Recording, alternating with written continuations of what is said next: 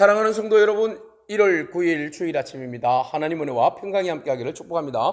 좋아요, 구독 꼭 눌러주세요. 천만 성도 큐티하는 그날까지 우리 함께 달려가도록 하겠습니다. 오늘 우리에게 주시는 하나님의 말씀은 누가복음 2장 21절로 40절까지의 말씀인데요, 우리 다 함께 21절 말씀을 읽도록 하겠습니다. 할례할 8일이 되매 그 이름을 예수라 하니 곧 잉태하기 전에 천사가 일컬은 바르라. 아멘. 예수님께서 태어나시고 이제 8일이 되어서 할례를 받았습니다. 할례를 받을 때에 보통 그 세례 요한도 그렇게 했듯이 부모나 그의 친척들이 이름을 지어주게 됩니다. 세례 요한은 전통에 따라서 사가랴라고 이름을 지으려고 했는데 하나님께서 정해준 이름이 따로 있었습니다. 그 요한이라는 이름을 짓게 되었죠. 예수님도 여전히 천사가 알려준 이름이 있었습니다. 그래서 순종함으로 할례하고 난 다음 그들의 전통을 따른 것이 아니라 하나님 말씀에 순종하여서 이름을 예수라, 그의 백성을 죄에서 구원할 자다, 이런 이제 이름을 지어주게 됩니다. 자, 예수님께서 이 어렸을 때 8일 만에 할례를 받고 예수라는 이름을 이제 잊고 본격적으로 이 땅에서의 어린아이의 자람과 성장, 그리고 하나님 나라의 거룩한 사역으로 나아가는 발디딤을 한 발자국 한 발자국 뛰게 됩니다. 그 일들에 있어서 조력하는 사람들이 있었죠. 바로 부모님입니다. 부모님이 어려서 예수님이 공생에 하기 전까지 예수님의 어린 시절을 잘 성장할 수 있도록 도와줘야 하는데요, 그들의 교육 방법, 그 아이를 자라게 하는 모든 방법은 유대인의 전통에 의해서 그대로 이루어지는 방법이었습니다. 자, 마리아가 아이를 낳아서 이제 33일이 지났습니다. 남자아이가 태어나서 33일이 지나면 정결 예법에 따라서 형편에 또 따라 양을 또는 비둘기를 하나님의 성전에 가서 바쳐야만 합니다. 여전히 예수님도 이제 정결 예법을 따라야 하기 때문에 마리아와 더불어서 부모님이 함께 정결식을 행하기 위해서 성전에 올라가게 됩니다. 자, 이 모든 것들을 바라볼 때에 부모 마리아와 요셉은 철저하게 하나님 말씀, 그 당시에는 율법이었죠, 하나님 말씀에 순종하는 사람이었다라는 겁니다. 자, 아무리 좋은 아이가 우리 가정에 태어났다 할지라도 하나님의 말씀으로 양육하고 키우지 않으면 그 아이는 바르게 자랄 수가 없습니다. 오늘 여러분 아이들은 그냥 던져놓는다고 해서 잘 자라는 것이 아닙니다. 우리 아이들을 위해서 부모들이 기도하고 또 그들이 하나님의 말씀과 진리 안에서 바로 설 수 있도록 부모들이 먼저 말씀 안에서 본을 보여야 한다는 것이죠. 자, 마리아와 요셉이 철저하게 하나님 말씀에 순종하는 삶, 오늘 우리가 적용해야 할 부분인 줄로 믿습니다. 오늘 우리가 올 새 한 해 동안 이제 시작이 되었는데요, 여러분 올 한 해 동안 어떤 계획을 잡고 계십니까? 철저하게 하나님 말씀에 순종하는 삶을 살아가는 저와 여러분이기를 축복합니다. 자, 성전에 올랐을 때에 그곳에 하나님의 나라의 위로를 기다리는 사람, 즉 하나님의 은혜를 입고 또 하나님의 그 회복의 때를 간절히 기다리는 사람이 있었는데요, 바로 두 사람이었죠. 바로 시므온과 안나입니다. 자, 시므온은 늘 언제나 그 성령의 사람이었어요.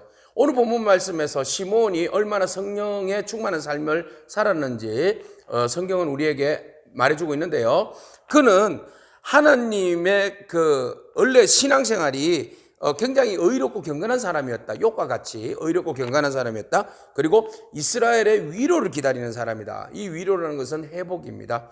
회복을 기다리는 사람. 아무래도 그 당시에 로마의 정치적인 압박 속에 있었기 때문에 이스라엘의 어떤 그 정치적 회복, 국가의 건설, 이런 회복을 간절히 바라지 않았겠습니까? 그러나 성령님께서 또 감동하여 주실 때는 그것이 그들의 열망과 더불어서 온 인류를 위한 죄로부터의 회복, 이런 은혜가 또 우리 가운데 임하고 그것을 예언하게 되는 거죠.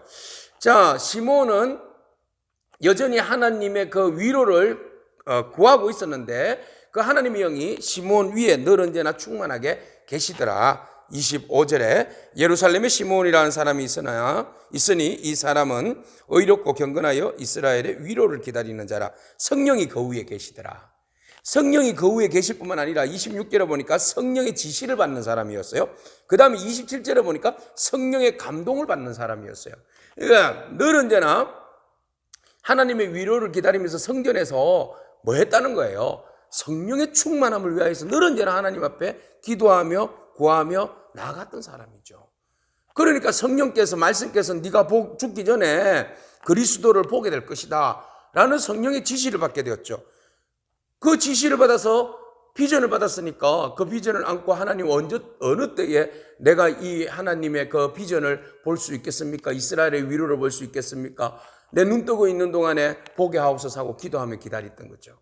그랬을 때에 성령의 감동으로 예수님과 그의 부모가 성전에 올라오는 것을 보고 영적 인사이트를 가지고 보게 된 거예요. 성령의 감동이 있으니까 사람이 보이는 거죠. 그래서 시몬은 하나님을 찬미합니다. 와, 드디어 왔구나.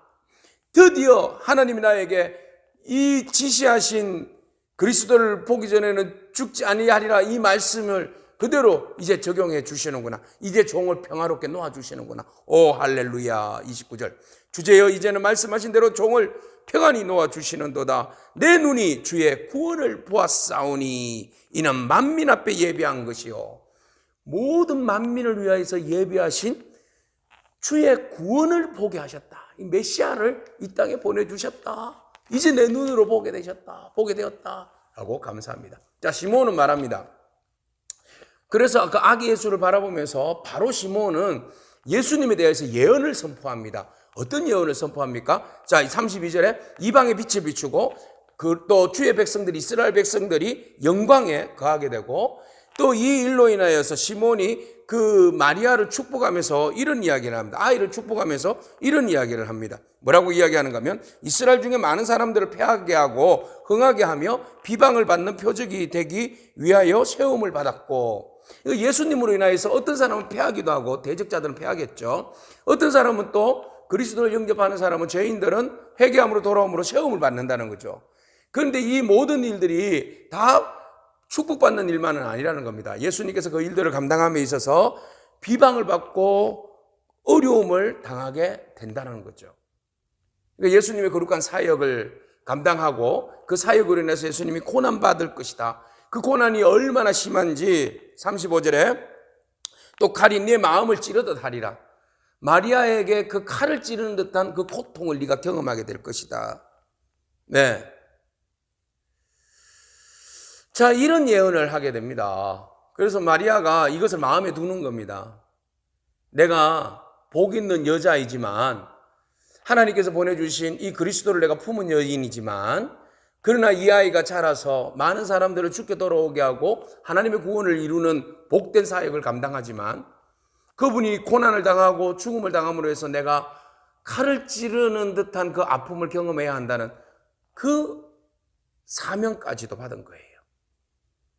그러니까 사명이라는 것은 좋은 것도 있지만 그 좋은 것에 대해서 반드시 우리가 지고 가야 할 십자가도 있다는 겁니다. 이것을 이제 시몬이 성령의 충만하여서 성령의 지시를 따라 성령의 감동으로 마리아에게 알려줍니다. 자, 그 뒤를 이어서 안나라는 사람이 그 광경을 본 거예요. 그래서 안나도 보니까 너무 기뻐한 거예요. 이분은요, 나이가요, 그 추정해보면 한 105세대예요. 왜냐하면 결혼한 지 7회에 가부가 됐어요. 그리고 나서는 하나님의 전에서 37절을 보니까 84세 동안 하나님의 성전에서 떠나지 않고 주야로 기도하고 그 섬기는 봉사를 했어요. 그러면 이스라엘 사람들이 보통 12세에 12살에 결혼하거든요. 여자들이. 그러면은 12살에 7년이 있었고 84년이 있었으니까 한 대충 한 105살, 103살, 103살에서 105살 정도 나이가 된 거예요. 그 나이가 되도록 집에 앉아 있는 것이 아니라 성전에 있었다. 성전에. 그죠? 성전에서 뭐 했어요? 성전을 떠나지 아니하고 37절 주야로 금식하면서 기도함으로 섬기더라. 너무나 아름다운 사역입니다. 오늘 우리가 안나와 시몬의 적용점을 또 한번 찾기를 원합니다. 자, 안나는 바로 그런 위로를 받고 기도하는 사람이었는데 아기 예수님을 보면서 38절에 기뻐하면서 하나님께 감사하고 예루살렘의 속량을 바라는 모든 사람에게 그에 대하여 말하니라. 그러니까 모든 구원을 바라는 사람들에게 메시아에 대한 이야기를 이야기하더라라는 것입니다. 자, 기도하는 사람, 성령에 충만한 사람, 하나님의 마음을 알고 하나님의 비전을 품고 하나님의 그 비전의 때를 보게 되고 그때에 선포하는 능력이 주어진다는 겁니다. 오늘 여러분, 우리가 시몬과 안나같이 영으로 깨어있기를 축복합니다. 성령이 충만하기를 축복합니다. 하나님의 영이 우리 가운데 임하기를 축복합니다. 그러기 위해서는 우리가 주의 성전을 떠나지 않고 금식하고 기도했던 안나처럼 우리가 더 기도함으로 하나님의 때를 분간할 줄 아는 그런 저와 여러분이기를 축복합니다. 기도하겠습니다. 주님 감사합니다. 우리가 연약하지만 하나님 말씀이 우리 안에 있고 하나님 말씀에 온전히 순종하였던 마리아와 요셉처럼 우리가 늘 언제나 주의 말씀에 순종하기를 원합니다. 하나님의 때를 기다리며 늘 언제나 기도하며 성령에 충만하였던 시몬과 안나처럼 하나님 우리가 성령에 충만하고 성령의 지시를 받아 성령의 감동으로 살아가는 저희들 되게 하여 주시옵소서.